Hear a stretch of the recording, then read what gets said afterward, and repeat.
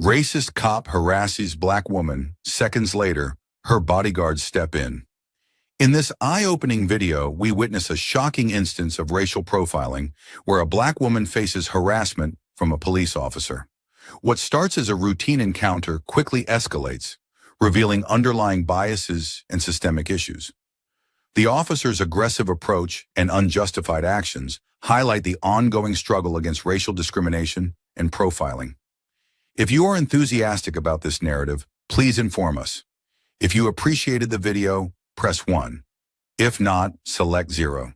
Your feedback genuinely motivates me to collect additional uplifting and significant narratives. That morning, Rachel had woken up early to run errands before picking up her daughter from school. Her day had started like any other, but it took a sharp turn when she realized she'd left her wallet at home. Parked in the grocery store lot, she searched her car, checking under seats and in the glove compartment. She didn't notice the older white woman watching her from across the lot, clutching her purse tightly and eyeing Rachel with suspicion. The call to the police was made within minutes. "There's a black woman acting suspicious in the parking lot," the woman told the dispatcher. "She looks like she's trying to break into cars." Rachel's heart sank when she saw the police cruiser pull up. She stood tall as Officer Bradley approached her, his hand already on his holstered gun. "Can I help you, officer?" Rachel asked, her tone polite but firm. "We got a call about a suspicious individual," Bradley said, looking her up and down. "What are you doing here? Looking for my wallet? Is that a crime now?" Her answer irritated him. "I'm gonna need to see some ID," he demanded. Rachel sighed. "I just told you. I left my wallet at home. That's why I'm here, trying to find it." Bradley's jaw tightened. "Mom, I'm going to need you to step away from the car." Rachel hesitated. She knew how these situations could escalate, but she also knew her rights. "I haven't done anything wrong," she said, standing her ground. The tension grew. Onlookers gathered at a safe distance, some pulling out their phones to record the unfolding scene. Bradley didn't like being challenged. "Put your hands on the car," he barked. Rachel's face hardened. "No! You have no reason to treat me like a criminal." Within seconds, Bradley grabbed her arm and twisted it behind her back. Rachel winced but didn't cry out. She knew her calmness would infuriate him more than any resistance. "Call my husband," she said as he cuffed her. "I don't take orders from criminals," Bradley shot back. Rachel smirked, her voice steady. "Then this is about to get real interesting for you." The ride to the station was quiet except for the sound of Bradley's radio. Rachel stared out the window, her mind racing. She wasn't afraid for herself. She knew Fred would handle this. But the humiliation of being treated this way burned deep. Back at the store, word of the arrest spread quickly. The older woman who had made the call watched the footage from someone's phone, her ex. Pression turning uneasy. "Maybe I overreacted," she muttered to herself. Meanwhile, Fred Jefferson was speeding through the city, his jaw clenched and his mind focused. Rachel had told him about the officer's aggression before the call abruptly ended. He wasn't sure what he would find at the station, but he knew one thing. This officer had made a mistake he wouldn't soon forget. At the precinct, Bradley led Rachel through the booking process, his tone condescending. "Don't worry. This'll all go faster if you just cooperate," he said. Rachel didn't respond. She wasn't going to give him the satisfaction. As he finished fingerprinting her, a loud commotion erupted in the lobby. Bradley glanced at the door and froze. A tall black man in a tailored suit stormed in, his presence commanding the attention of everyone in the room. "Where is she?" Fred demanded, his deep voice echoing off the walls. Bradley's face paled. He didn't know the man's identity, but he could tell he wasn't someone to mess with. "She's in processing," the desk officer stammered. Fred's sharp glare turned to Bradley, who had just stepped into the hallway. Recognition flickered in Rachel's eyes as she watched her husband approach. The room grew silent as Fred locked eyes with Bradley. "We need to talk," Fred said, his voice calm but full of authority. Bradley's hand twitched at his side, his confidence faltering. "And you are?" Rachel, standing a few feet away, smiled slightly. "Oh, you'll find out." Officer Bradley's pulse quickened as the imposing man closed the distance between them. Fred Jefferson didn't need to raise his voice to command the room's attention. His mere presence was enough. Bradley hesitated, his hand brushing against his holstered taser. Something about the man's calm but unyielding demeanor told him this wasn't going to end the way he had planned. "I'm Judge Fred Jefferson," Fred said, his words cutting through the air like a blade, "and I'd like to know why my wife is in handcuffs." Bradley's throat went dry. "Judge?" He glanced at Rachel, who stood with her hands still cuffed behind her, an almost amused expression on her face. The murmurs of officers and staff in the station reached Bradley's ears, but he couldn't make out their words. He was too focused on the man in front of him. This is standard procedure," Bradley stammered, his voice losing the confidence it had carried earlier. "Standard procedure?" Fred repeated, his voice low and deliberate. "Your standard procedure is to arrest a woman who was doing nothing but looking for her wallet?" Before Bradley could respond, Fred turned to the desk officer. "Uncuff her. Now." The officer looked between Fred and Bradley, unsure of what to do. Bradley's authority as the arresting officer clashed with the undeniable weight of Fred's position. Bradley clenched his jaw, regaining some of his composure. Judge or not, she was acting suspiciously. "We received a call about—" "A call?" Fred interrupted. His voice didn't rise, but the tension in the room did. "From whom? And what exactly did my wife do that warranted this level of treatment?" Bradley shifted uncomfortably. "A witness reported her acting suspiciously near parked cars. When I arrived, she refused to comply with my instructions." Rachel laughed softly, shaking her head. "Refusing to comply? You mean standing up for myself when you treated me like a criminal without cause?" "Mom, you were uncooperative," Bradley shot back, his tone defensive. Fred raised a hand, silencing them both. His sharp gaze moved to Rachel's wrists, still bound by the cuffs. "Take them off." The desk officer scrambled to retrieve the key, not waiting for Bradley's approval. As soon as the cuffs clicked open, Rachel rubbed her wrists, her expression a mix of relief and anger. Fred placed a protective hand on her shoulder before looking back at Bradley. "Now, officer, let's talk about your procedure." The events leading up to Fred's arrival replayed in Rachel's mind. She had spent the ride to the station weighing her options. She knew her husband's influence would clear her name, but that wasn't enough. She wanted to expose the injustice she'd endured, not just for herself, but for everyone who didn't have someone like Fred in their corner. When they arrived at the station, Bradley's dismissive attitude had only fueled her resolve. As she stood in the processing room, she silently counted the minutes until Fred arrived. She didn't have to call him again. She knew he'd come. But now, as Fred took control of the situation, she felt a mix of gratitude and frustration. Gratitude for his unwavering support, but frustration at the system that made it necessary. Back in the station, Bradley's confidence continued to waver as Fred pressed him. "You arrested her without evidence of a crime. You escalated the situation instead of resolving it. Is that your version of protecting and serving?" Bradley squared his shoulders, trying to salvage his authority. "Judge Jefferson, I was acting on a report from a concerned citizen. It's my job to investigate." "And did you investigate or did you jump to conclusions?" Fred asked, his tone sharp. The room fell silent. Bradley's face flushed with anger and embarrassment, but he had no response. Rachel stepped forward, her voice steady and calm. "You didn't ask me a single question before assuming I was a threat. You didn't listen when I tried to explain." Do you know how many times this happens to people who look like me? Bradley opened his mouth to respond, but Fred cut him off. Enough. Rachel, are you okay? I'm fine, she said, though her voice wavered slightly. But this can't just be about me. This has to stop. Fred nodded, his expression softening as he looked at her. Then he turned back to Bradley. This isn't over.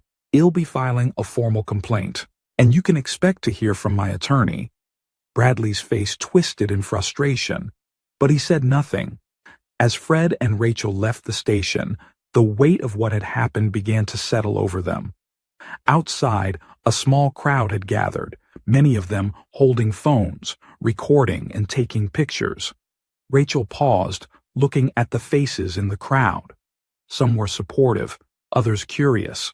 A few looked skeptical, their expressions suggesting they thought she'd exaggerated or overreacted. Fred noticed her hesitation and placed a hand on her arm. "Let's go home," he said gently. Rachel nodded. But as they walked to his car, she couldn't shake the feeling that this was far from over. That night, as they sat in their living room, Rachel recounted the incident in detail. Fred listened intently, his anger simmering just below the surface. "We need to do more than file a complaint," Rachel said. "This is bigger than just me. It's about the way people like him treat people like us." Fred nodded. "You're right. Well, make sure this doesn't get swept under the rug." Just as Rachel began to relax, Fred's phone buzzed on the coffee table. He glanced at the screen and frowned. "What is it?" Rachel asked. "It's the precinct," Fred said, his tone cautious. "They want to talk."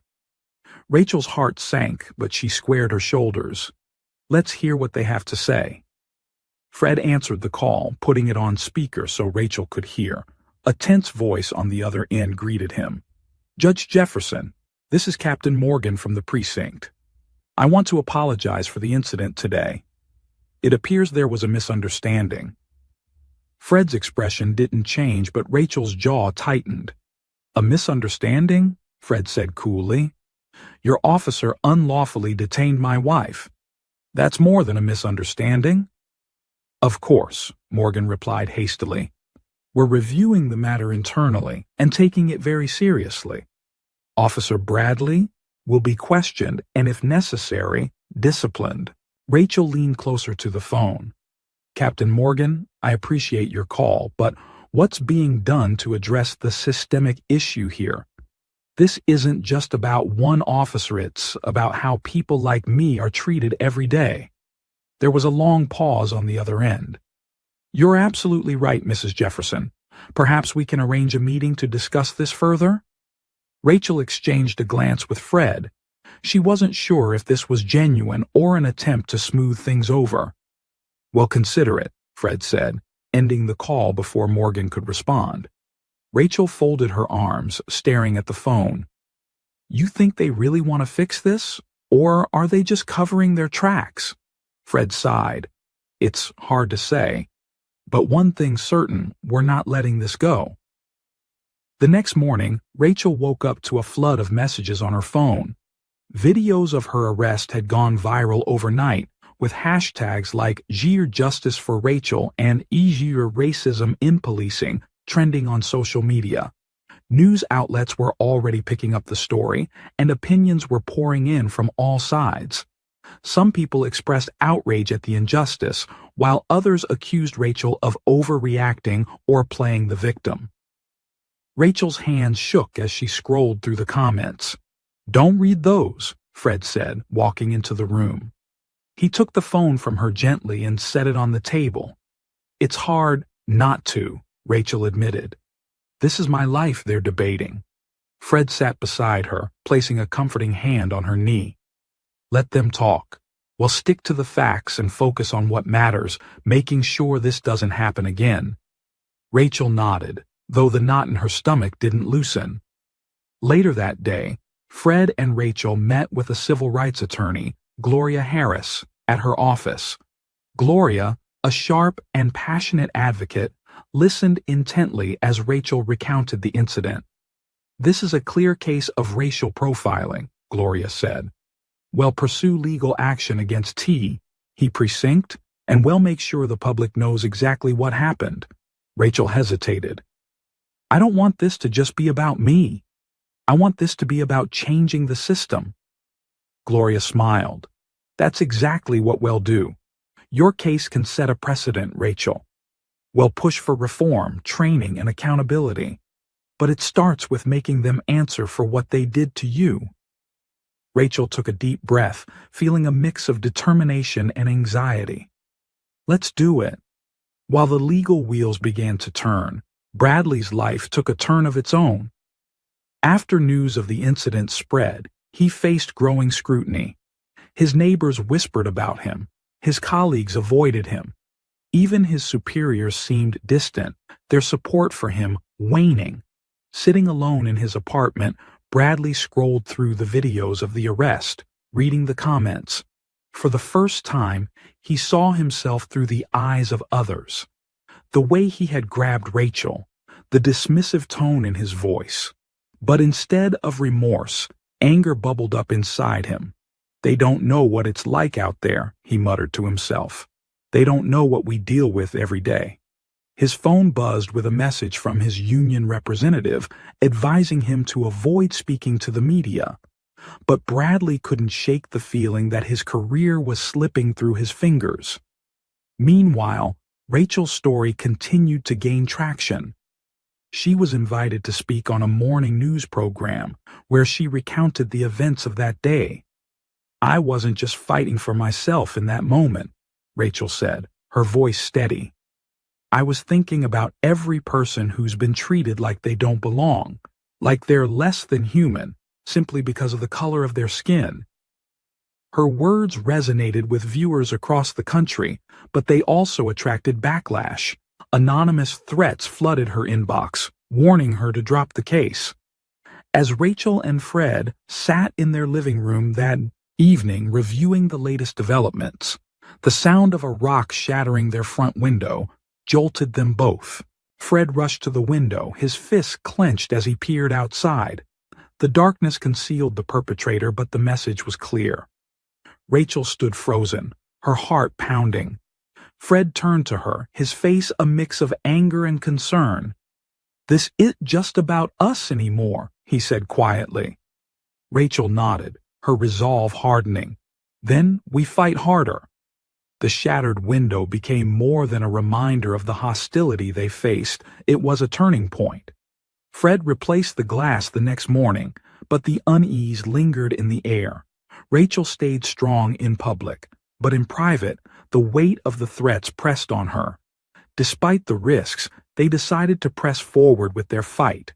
Rachel's courage inspired many, but the backlash also intensified. Every step felt like a balancing act between progress and peril.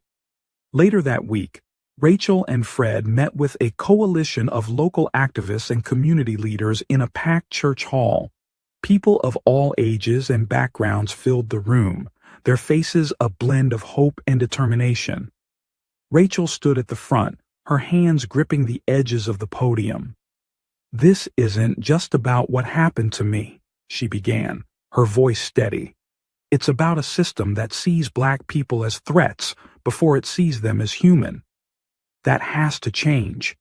The room erupted in applause, the energy palpable.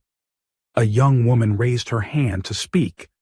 How can we help? She asked, her voice filled with earnestness. Rachel smiled, the fire in her eyes burning brighter. We need to push for real change, demand better training for officers, independent oversight of misconduct cases, and accountability when they get it wrong. And we need to make sure this doesn't disappear from the headlines. The crowd nodded in agreement, their collective resolve growing stronger. As the meeting wrapped up, Fred noticed a man lingering near the back of the room, his eyes fixed on Rachel. Cement, hing about his posture, set off alarm bells. Fred stepped closer, his protective instincts kicking in. Can I help you? Fred asked, his tone firm. The man, a middle-aged white man in a police jacket, looked startled. He held up his hands defensively. I'm not here to cause trouble, he said quickly. I'm Detective Randall. I work at the precinct. Rachel joined them, her expression guarded. Why are you here? Randall hesitated, glancing around to make sure no one else was listening. I came to warn you. There are people on the force who don't want this case to go anywhere. You're stirring up things they'd rather keep buried. Fred narrowed his eyes. Are you one of those people? No, Randall said firmly. I've been trying to push for change from the inside for years. But this, what happened to you, it's different. It's got them nervous. Rachel crossed her arms. What exactly are you warning us about? Randall's voice dropped. Watch your back. Not everyone plays by the rules. That evening, Rachel and Fred sat in their living room, processing Randall's words. The tension between them was thick, but not from anger. Rather, it was the weight of the choices they were making. Do you think he's telling the truth? Rachel asked. Fred leaned back in his chair, rubbing his temples. I don't know, but we can't ignore the possibility that he is. Rachel sighed. It's exhausting, having to fight just to be treated like a human being. But we can't stop now. Fred reached for her hand, squeezing it gently. We won't. Together? 2 days later, a surprising turn of events shocked them both. The precinct released a public statement acknowledging the need for an internal review of their practices. Captain Morgan held a press conference declaring that they were committed to transparency and change. Rachel watched the announcement on TV with a mix of disbelief and cautious optimism. Do you think they mean it? She asked Fred. It's a start, he said, though his tone carried skepticism. The statement sparked renewed attention on the case, and Rachel's face was splashed across news outlets once more. Support poured in from all corners of the country, but so did the vitriol. One evening, as they returned home from a community event, Fred noticed a car parked across the street, its headlights off. He parked in the driveway, keeping an eye on the vehicle as they exited the car. Inside, he whispered to Rachel, his voice tense. She nodded, sensing his unease. Once inside, Fred locked the door and checked the windows. The car remained parked, its driver obscured by the darkness. Rachel's phone buzzed with a text from an unknown number. The message was chilling. You're making too much noise. Stop now, or we'll make you. Her hands shook as she showed the message to Fred. He read it silently, his face hardening. We're not backing down, he said, his voice firm. Rachel nodded, though fear gripped her heart. But we have to be careful. Whoever this is, they're watching us. Fred pulled her into a hug, his arms wrapping around her protectively. We'll get through this. They won't scare us into silence. The following day, Fred contacted Gloria and informed her about the text and the suspicious car. Gloria wasted no time filing a report demanding increased security for Rachel and Fred. The police department offered minimal assistance, claiming their resources were stretched thin. Rachel saw it as another attempt to brush off their concerns. But she refused to let fear paralyze her. She continued to attend community meetings, speak at events, and share her story with journalists. One evening, while addressing a large crowd at a rally, a commotion erupted near the stage. Fred immediately stepped in front of Rachel as two men tried to push past security. Get her out of here, Fred shouted to Gloria, who was nearby. As the crowd scattered, the men were subdued by Secchio, Riddy, but their intentions remained unclear. Rachel was shaken but unharmed. As they left the rally under heavy guard, Fred turned to Rachel, his voice filled with a mix of anger and determination. This has gone too far. It's time to escalate this fight. Rachel nodded, her eyes blazing with resolve. Let's do it. The rally incident left Rachel and Fred shaken but emboldened. The message was clear. Their fight was rattling the wrong people, and whoever was behind the threats was willing to escalate. Fred, however, saw this as an opportunity to double down. That night, as the news replayed the footage of the men being detained, Fred sat at his desk drafting an open letter. It wasn't just to the local authorities, it was aimed at the national stage. The next morning, Rachel sat beside Fred as he hit send. The letter went out to every major news outlet, civil rights organization, and influential leader across the country. It demanded justice, accountability, and immediate action to address systemic racism in law enforcement. Within hours, the letter went viral. Phone calls and emails flooded in. Some were messages of support, others were angry diatribes. But one call stood out, a request for Rachel and Fred to testify before a congressional committee investigating police reform. Rachel's hands trembled as she ended the call. "Fred, they want us to testify." "This is huge." Fred smiled, though his expression was tinged with caution. "It is. But it also puts us in the spotlight more than ever." Rachel nodded. "We've come this far. We can't stop now." Meanwhile, Detective Randall, the officer who had warned them earlier, sat in his car outside the precinct, wrestling with his conscience. The pressure inside the department was mounting. Officers whispered about Rachel's case, and the tension was palpable. Randall knew something bigger was at play. He had overheard fragments of conversations that hinted at a coordinated effort to discredit Rachel and Fred. But exposing it would mean risking his career and possibly more. He picked up his phone and hesitated before dialing a number. When Fred answered, Randall took a deep breath. "There's something you need to know," he said. 2 days later, Rachel and Fred met Randall at a diner on the outskirts of town. The detective looked over his shoulder nervously as he slid into the booth. "I don't have much time," he said, his voice low. "But I've been hearing things. There's a group of officers trying to dig up dirt on you, anything they can use to discredit you. And it's not just here. This goes higher up." Rachel's stomach churned. "Higher up? How high?" "I don't know exactly," Randall admitted. "But I've seen the reports they're circulating. They're desperate to silence you." Fred leaned forward, his eyes narrowing. "Do you have proof?" Randall nodded. "I've got copies. I'll send them to you, but you didn't hear this from me." Rachel reached across the table, her voice firm but grateful. "Thank you for doing the right thing." Randall nodded, but his expression was grim. "Be careful. They're not playing by the rules." The documents Randall provided were damning. They outlined a coordinated effort to paint Rachel as untrustworthy and combative, using doctored footage and out-of-context statements.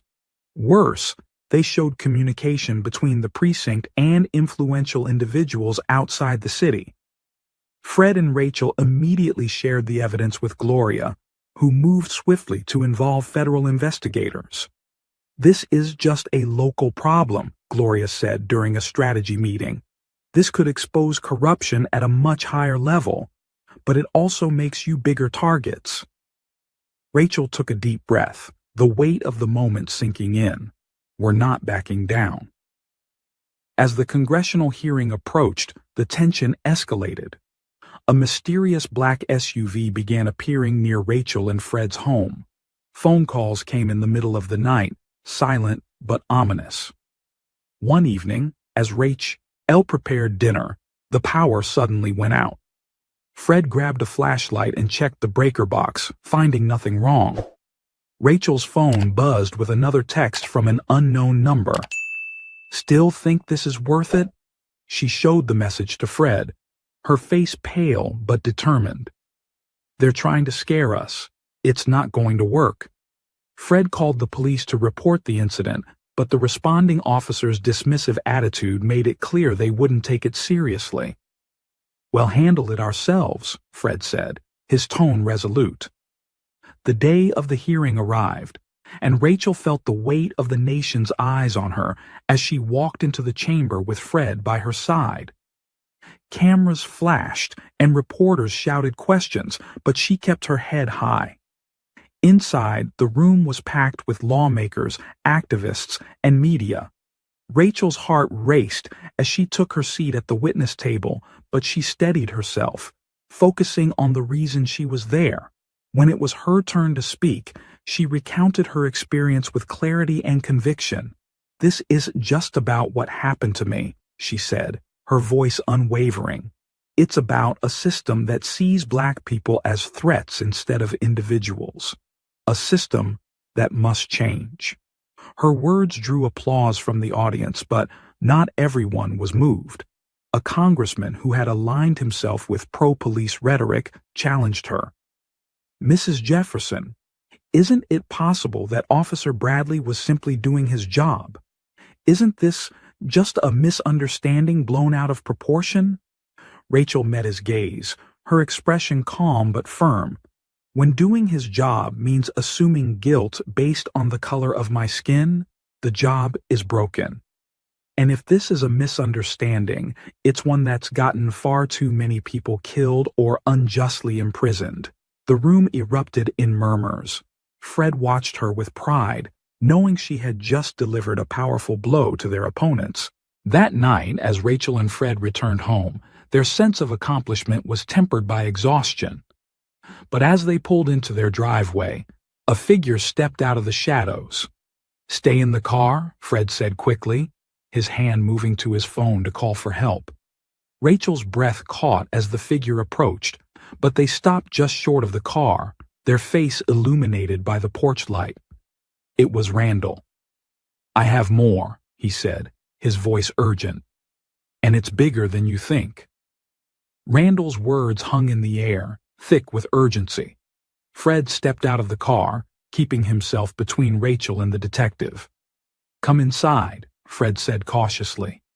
Once inside, Randall handed Fred a flash drive. "This has everything," he said.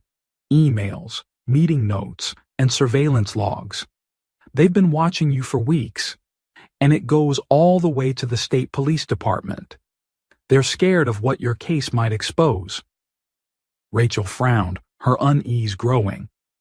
"What exactly are they trying to hide?" Randall hesitated, glancing at the door as though someone might burst in at any moment. "It's a network of officers and officials who've been covering for each other. Misconduct, excessive force, racial profiling, it's all connected. Your case is shining a light on something they've been trying to keep buried for years." Fred inserted the flash drive into his laptop. The screen filled with folders, each one labeled with damning titles: incident cover-ups, officer misconduct reports, communications to state officials. Rachel leaned over Fred's shoulder, her jaw tightening as she read the contents. "This isn't just about me," she said softly. "This is about everyone who's been wronged by this system." Randall nodded. "Exactly. And if you release this, it's going to blow up in ways you can't imagine." The following morning, Gloria reviewed the files with her legal team. "This is a gold mine," she said. Her tone AEM, each of excitement and caution. "But it's also dangerous. If we go public with this, they'll fight back hard. You need to be ready for that." Rachel glanced at Fred, her resolve unwavering. "We've come this far. We're not stopping now." Gloria nodded. "Then, well, need to coordinate with federal investigators. If this goes public without proper protection, it could put you both at even greater risk." Rachel and Fred agreed, but the timeline for action left them feeling vulnerable. They knew the information on the flash drive was a ticking time bomb, and the people it implicated wouldn't sit idly by. Later that night, Fred and Rachel sat on the couch, the weight of their decision heavy in the air. "I'm proud of you," Fred said, breaking the silence. "What you're doing is brave, and it's going to make a difference." Rachel smiled faintly, leaning her head against his shoulder. "I just want to make sure this doesn't happen to anyone else." As they sat together, the soft hum of their living room was shattered by the sound of shattering glass. Fred jumped to his feet, pulling Rachel behind him as they saw a flaming bottle crash onto the front porch, igniting in a burst of fire.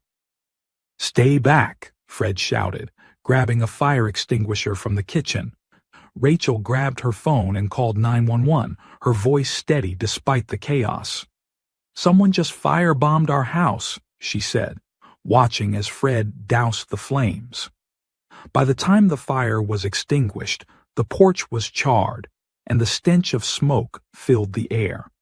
The flashing lights of police cars and fire trucks soon lit up the street, drawing neighbors out of their homes. Rachel and Fred watched as officers surveyed the damage. One of them approached, his face hard to read. "Well, investigate this," he said. "But if I were you, I'd lay low for a while." Rachel bristled. Laying low isn't going to solve anything.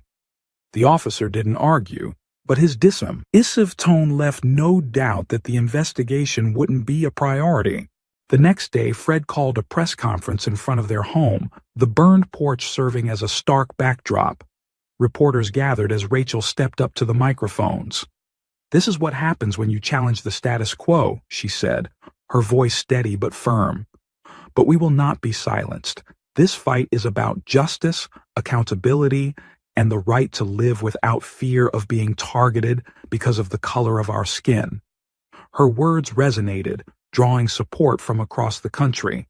Activists, politicians, and public figures began rallying around their cause, amplifying the pressure on law enforcement to address the systemic issues Rachel's case had uncovered. But behind the scenes, the threats continued. Gloria arranged for security to protect Rachel and Fred, but the tension in their home was palpable. One evening, as Rachel was preparing for another interview, Fred received a call from an unknown number. The voice on the other end was cold and deliberate. "You think you've won, but this isn't over," the caller said. "If you don't back off, you'll regret it." Fred clenched his fist, his jaw tightening. "We're not backing off. Do your worst." He hung up and turned to Rachel, his expression grim. "They're not going to stop, but neither are we." Rachel nodded, her resolve unshaken. "Let's expose everything." That night, Fred worked with Gloria and federal investigators to ensure the files from the flash drive were shared securely with major media outlets and government agencies. Within days, explosive reports hit the airwaves, detailing years of corruption, cover-ups, and misconduct within the police department and beyond. The revelation sparked nationwide outrage. Protests erupted in cities across the country, demanding reform and justice for victims of systemic racism. Rachel and Fred watched the news from their living room, their hands tightly clasped. For the first time in weeks, Rachel allowed herself a small smile. "We did it," she said quietly. Fred nodded, his expression a mix of pride and exhaustion. "This is just the beginning. But it's a big step forward." As the momentum for change grew, the backlash against Rachel and Fred began to fade. The people who had threatened them were now under investigation themselves, and the tide was turning in their favor. But just as they began to feel a sense of relief, a knock at the door late one night sent a chill down their spines. Fred approached cautiously, peering through the peephole. Standing on the porch was a man in a suit holding an envelope. "Judge Jefferson?" the man asked. "Yes," Fred replied warily. The man handed him the envelope. "This is for you and Mrs. Jefferson. It's from someone who used to work on the inside." Fred closed the door, turning the envelope over in his hands.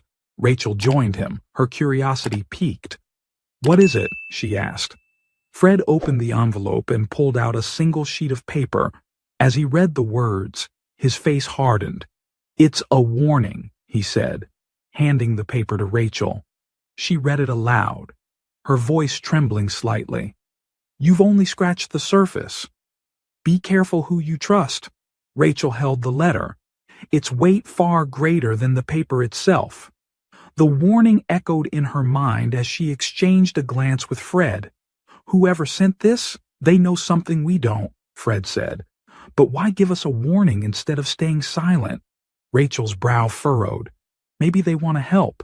Or maybe they're trying to scare us into stopping. Fred set the letter on the table, his fingers tapping anxiously. Either way, we need to find out what they mean by scratch the surface. Rachel nodded. But we can't let it distract us. The momentum is on our side. We keep pushing forward. The following day, Rachel and Fred met with Gloria to share the letter and discuss their next steps. Gloria's expression darkened as she read it. "This isn't random," she said. "Someone on the inside must have seen the fallout from the files you exposed. They're either trying to help or cover their tracks." Rachel leaned forward. "How do we find out who sent it?" Gloria shook her head. "That's tricky. If they want to stay anonymous, they'll have taken steps to cover their identity. But I can have my team look into it." Fred folded his arms, his mind racing. "Meanwhile, we stay vigilant. If this is a threat, we're not backing down. And if it's a lead, we'll follow it."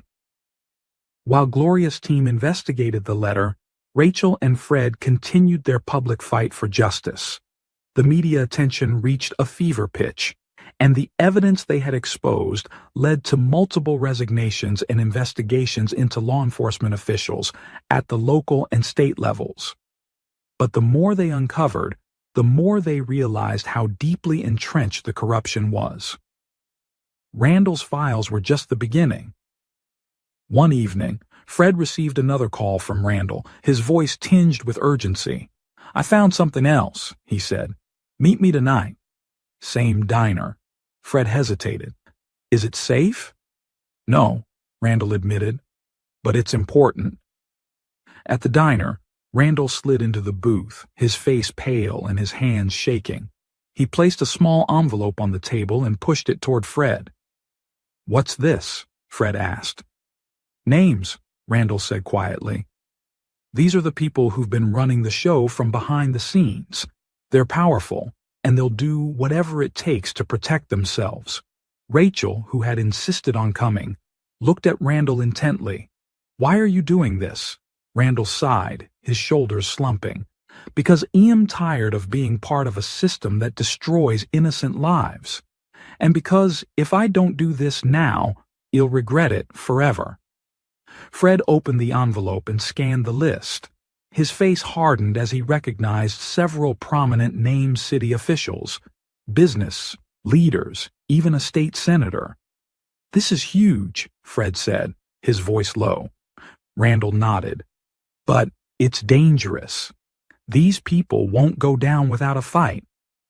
As Fred and Rachel left the diner, their minds raced with the implications of the list. The names were a roadmap to the heart of the corruption they were fighting, but exposing them would require careful planning. When they arrived home, Gloria was waiting for them with news about the letter. "It was mailed from a post office 2 towns over," she said. "No fingerprints, no surveillance footage. Whoever sent it knew what they were doing." Fred showed her the list Randall had provided. "This is what we're up against," he said. Gloria's eyes widened as she read the names. "This isn't just corruption. It's a web of power and influence. Taking them down will be the fight of your lives." Rachel squared her shoulders. "Then we fight. For every person who's been silenced, every life that's been destroyed, we fight." Over the next several weeks, Rachel and Fred worked tirelessly with Gloria and her team to build a case against the people on the list. The evidence was overwhelming, but the stakes were higher than ever. The threats against them escalated. One evening, Rachel received a package on their doorstep with no return address. Inside was a single bullet and a note that read, "Stop now, or this is next." Rachel stared at the note, her hands trembling. Fred took it from her and set it on the table, his face a mask of fury. "They're trying to break us," Fred said, "but they don't realize how strong we are." Rachel nodded, though the fear gnawed at her. "We can't let them win." The turning point came when federal agents, armed with the evidence Rachel and Fred had gathered, executed raids on the homes and offices of several individuals on the list. News of the arrests sent shockwaves across the country, further solidifying Rachel and Fred's role as champions of justice. But the victory was bittersweet. The fight had taken a toll on their lives, their sense of safety, and their trust in the world around them. As they watched the news coverage of the arrests, Fred turned to Rachel. "We've come so far, but there's still so much work to do." Rachel smiled faintly, her eyes reflecting both exhaustion and determination. "Then let's keep going." Just as they began to feel a sense of relief, Fred's phone buzzed with a text message from an unknown number. "You think you've won? This isn't over." The text message sent a chill through Rachel and Fred, a grim reminder that their fight was far from over. Yet, they refused to let fear dictate their lives. The arrests of the powerful individuals on the list had sent ripples through the nation, and Rachel's name had become synonymous with courage in the face of injustice. But they knew the system wouldn't change overnight. There would be more battles ahead. A week later, Fred and Rachel were invited to a national summit on police reform in Washington, D.C. It was a gathering of activists, policymakers, and leaders united to address systemic racism in law enforcement. Rachel was the keynote speaker, her story serving as the foundation for a nationwide call to action. Standing at the podium, she looked out at the crowd, her heart pounding. "When this began, I thought I was fighting for my own dignity, my own rights. But this fight has never been just about me. It's about the countless lives affected by a system that too often sees Black people as threats rather than individuals. This isn't just my story, it's our story. And together, we have the power to change it." Her words were met with thunderous applause. Fred watched from the front row, pride and admiration shining in his eyes. After the summit, they returned home to find a small gathering of neighbors waiting for them. Friends and strangers alike had come, together to show their support, leaving flowers, cards, and banners that read, "Thank you, Rachel." Tears welled in Rachel's eyes as she embraced those who had come to stand with her. "We couldn't have done this without all of you," she said. Her voice thick with emotion. Fred placed an arm around her, his own gratitude visible. "This community has shown us that change starts here, with people who refuse to accept the status quo." The weeks that followed brought more good news. Federal oversight was implemented in the precinct where Rachel had been arrested, and reforms were introduced statewide to ensure greater accountability in law enforcement. Meanwhile, the investigation into the individuals implicated in the corruption scandal continued, with more arrests and resignations making headlines. Rachel and Fred began to reclaim a sense of normalcy. The threats had ceased, the suspicious cars disappeared, and their lives, though forever changed, started to feel safe again. One evening, as they sat on their rebuilt porch, their daughter joined them, her backpack full of homework. "Mom," she asked, "are you going to keep fighting?" Rachel smiled, pulling her daughter close. "Always. But I'm also going to make sure you grow up in a world where you don't have to fight the way I did." Her daughter grinned. "You're pretty cool, you know." Fred laughed, wrapping his arms around them both. "That she is." The sun set slowly, casting a warm glow over their home. For the first time in what felt like forever, Rachel felt a profound sense of peace.